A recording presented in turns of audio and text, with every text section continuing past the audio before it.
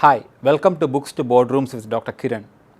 Today I have the privilege of having Mr. Irfan Tansel in today's session. Mr. Irfan is the CEO of Masaood Automobiles. Masaood Automobiles is the distributor for Nissan, Renault and Infiniti in the Abu Dhabi region. A little background about Mr. Irfan.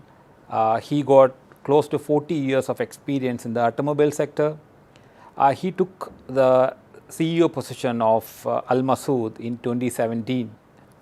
On top of that, he has been recognized in the top 100 CEO of the Middle East by Forbes. He featured in the Visionary Leaders list of the Arabian magazine.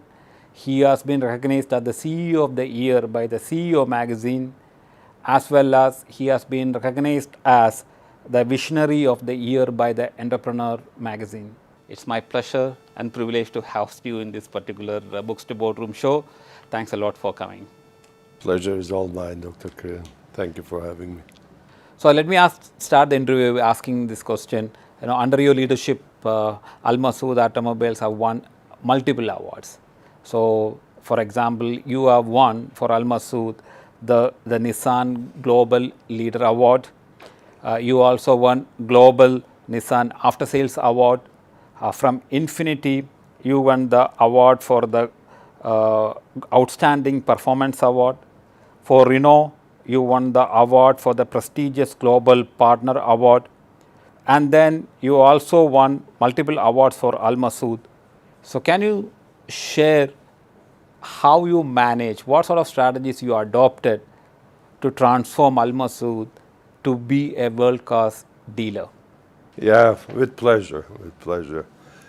Well, I arrived to my second term with Masaood Automobiles in 2017. And until 2017, the company was a typical family business. And the family and the board have voiced their wish to transform the company into a more corporate and governance driven and performance driven organization. So that was the beginning. And of course, to establish what we did, there were various things we had to do. So it's not one thing that creates success. So first of all, we had to create a strategy, and which we did. Project Falcon was established in 2017. It was a midterm plan for 5 years. And then, of course, we also had to look into having the competencies within the organization to deliver that plan. And some of them which we did, and some we had to bring those competencies into the organization. So namely, we are talking about people, people, people. People create success, people make the brand. So I'm very, very pleased that we have a tremendous team assembled together in 2017 and 18, which has led into this. Okay. So the 3 years has been a great journey, but then in 2020, the pandemic really struck the whole world. And one of the industry which really got affected was automobile industry. You talk about the chip shortages, etc. So can you throw some light on how Abu Dhabi as a region is impacted due to pandemic when it comes to the automobile segment? Yeah, very good point. We have established a 5 years plan, and as much as with available data, we have predicted what can happen. So there were multiple scenarios, of course, and COVID-19 was not one of them. So we didn't know what was going to happen. But the automotive industry in the region was actually in a more or less a free fall since 2016. So there has been a steady decline of the market in 2016, 17. In fact, since 2016, the market has fallen over 65%. And then the COVID-19 happened, which has quite paralyzed many sectors around the world, and automotive was no exception. But then again, this has shown to us the importance of having a strategy in place. And part of our strategy was to prepare the company into the new era. There are a lot of disrupting factors in our sector right now, and we could foresee that happening. And when COVID-19 started, you probably remember that everybody started investing into digital journeys of customers, trying to sell vehicles in e-commerce and online. But we were a few steps ahead. We established our e-commerce as the first Nissan e-commerce online sales in 2019, 6 months before COVID-19 started. And many other digitization and digital transformation that we have done prior to COVID-19 has enabled us to be a few steps ahead of competition and created tremendous success. And in fact, our market share has peaked to all-time high during the month of COVID-19. I think that's something which I actually wanted to ask. One of the changes I observed is, before pandemic, I think Nissan in Abu Dhabi used to sell a lot of high-end vehicles, especially the four-wheel drives. But I heard during pandemic, I think you managed to sell quite a lot of entry-level models, especially like the Nissan Sunny, that category. So what do you think what made that sudden change, or how people started buying those cars during pandemic when the market itself was going down? Yeah, I think our sales were least affected if you take a look at regionally, even globally. Few of these factors were obviously during the COVID-19 period. Abu Dhabi government and its leadership has really managed the period very, very well. And residents of Abu Dhabi were at least financially not affected from the pandemic. And we were able to sell all segments of vehicles. Of course, there was a drop. And the drop of sales were mainly not from personal purchases, but from company and business perspective, because there was a period of unknown where companies didn't know how deep COVID-19 is going to affect their businesses. So they slowed down in their purchases. But again, as I said, the retail business and personal purchases of customers have actually increased. So you leveraged that opportunity in the market. Yes. If I may just add, and that was combined, of course, with the way Abu Dhabi leadership has managed this period, because unlike some other regions, not a lot of people have lost their jobs in Abu Dhabi, and disposable income has actually increased because people were not able to travel. So all those expenses that everybody had during the COVID period, not being able to travel, were spared for rewarding themselves with brand new petrols and other vehicles of Nissan and Massoud. So it's great that some of the external factors favored when some external factors were not in favor of the industry. See, automobile is one of the industry which is in talk for the last 10-15 years for multiple reasons, whether it is global change, CO2 emission, electrification, hydrogen. So how you see the customer sentiments have changed about the automotive segment in the last couple of years and in the coming years? Well, I mean, our sector, automotive, is rapidly changing, and we could foresee that in 2017 when we created Project Falcon. the fundamental changes are basically all driven by technology and the consumers' need and want of convenience. And convenience was driven by technology, of course. And if you take a look at the electric vehicles that are up and coming, which is going to reshape the automotive sector, medium to short term. But in long term, there will be more disruptions coming in, changes coming in from autonomous driving, from connectivity, from,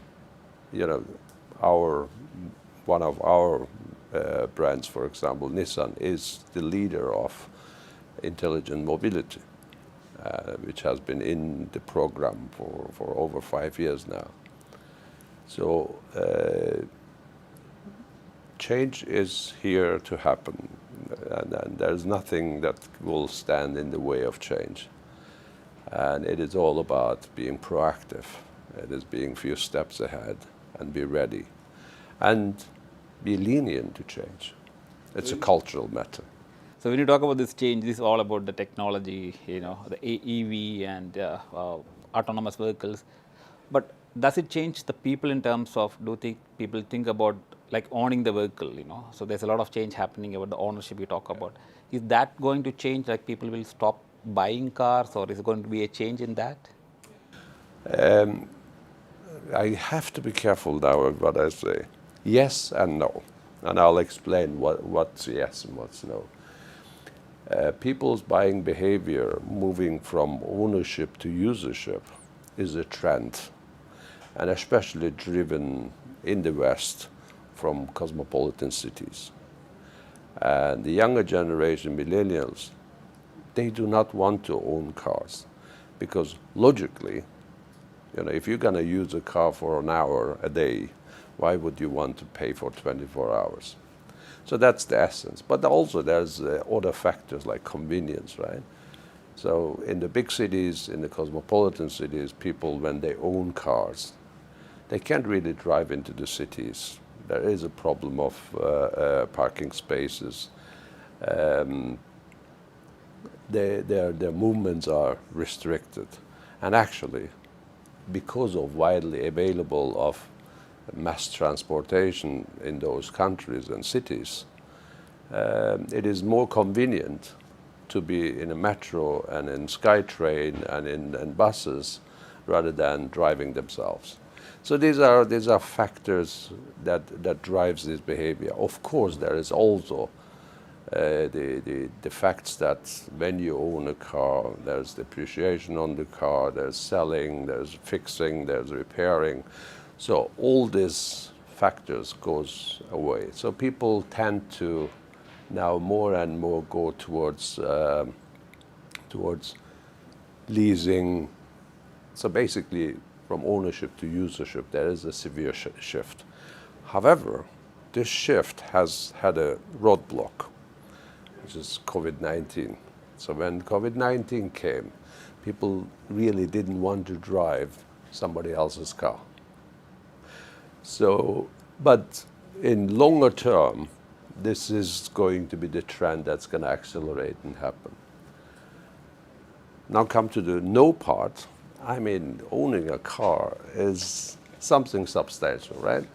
It is the second biggest purchase that people do after buying a house.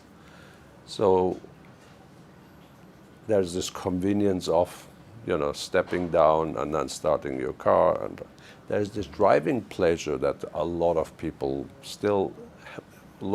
has today, but they will also have it in the future. So the complete vacating of ownership will never happen.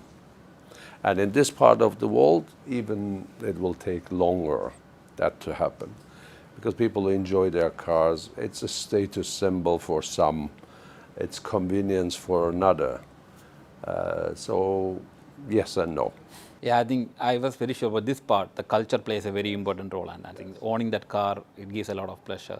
So when you talk about the pleasure of driving, how you think that this market is going to adapt to electronics vehicle or EVs I mean, do you find any sort of resistance, or is it going to be a smooth transition? Look, I truly believe. I mean, I think your students, your followers, they read a lot of articles, I'm sure, getting published every day about electric vehicles and the shift. And it is for a fact that the electric vehicles are going to be the front runner in the future. The technologies are evolving. The countries are making further and further commitments towards carbon neutrality. And UAE has also announced 2050. So everything will be geared towards that. But these are going to happen gradually. Electric vehicles have some concerns for a lot of users right now. One is the distance that they can drive it with fully charged batteries. Two, the cost of the batteries. Three, the charging station infrastructure availability. So we believe, and I believe, that this is going to be a gradual ramp up, but eventually it will be electric. Having said that, similar to yes and no, the fuel cell vehicles will also not die, because there are still a lot of petrol heads like myself who likes to hear the sound of the exhaust and drive around and get some thrill. So it's going to be gradual. It's going to be gradual. So when you talk about the change in the product itself, right, from the petrol based to electric, how you see the dealership of, because you work for the biggest dealer, how you think the dealership business is evolving or changing with all those changes, omni-channel retailing, online purchasing? So how you see, I think I'd like to end up this by asking that question about how you see the future of dealership for car segment going forward. I think with the availability of technologies and further developments happening as we speak in a much faster pace every day than yesterday, the dealerships are here to stay. There will always be a need of agencies and dealers to look after the customers.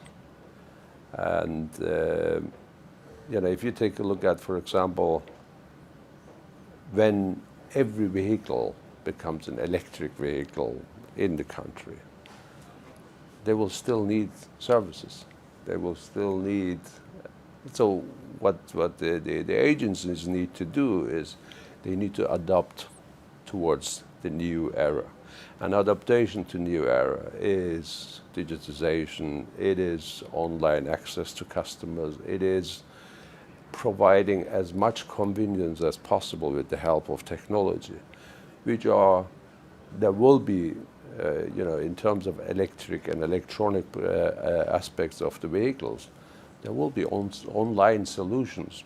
Like you have your mobiles, phones, you have your iPhone that gets adopted, software will be updated from period to period. It's going to be similar. So there will be some remote fixes on vehicles, but there will still be some mechanical aspects that needs to be looked and catered to by the agencies and the workshops. Thanks a lot, Mr. Irfan, for taking out your time.